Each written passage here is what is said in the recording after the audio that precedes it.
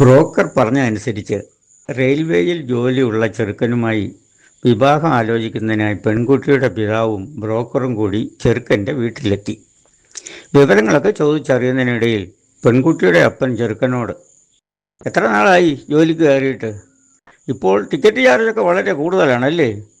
അപ്പോൾ ചെറുക്കൻ, ഓ, പഴയതിനേക്കാൾ വലിയ വ്യത്യാസമൊന്നും വന്നിട്ടില്ല. 20 രൂപയായിരുന്ന 2 വീലറിന് 30ഉം 60 രൂപയായിരുന്ന 4 വീലറിന് 75ഉമായി, അത്രയേ ഉള്ളൂ. ഇത് കേട്ടപ്പോൾ പെണ്ണിൻ്റെ അപ്പൻ ബ്രോക്കറിനോട്, എടോ, ഈ പയ്യൻ എന്താണ് ഈ പറഞ്ഞത്? എനിക്കൊന്നും മനസ്സിലായില്ല. പയ്യൻ റെയിൽവേയിൽ ടിക്കറ്റ് കൗണ്ടറിൽ ജോലിയാണെന്നല്ലേ താൻ പറഞ്ഞത്? അപ്പോൾ ബ്രോക്കർ, അതെ, റെയിൽവേയിൽ തന്നെയാണല്ലോ. റെയിൽവേയിലെ പേ ആൻഡ് പാർക്കിലെ ടിക്കറ്റ് കൗണ്ടറിൽ ജോലിയാണെന്നല്ലേ ഞാൻ പറഞ്ഞത്?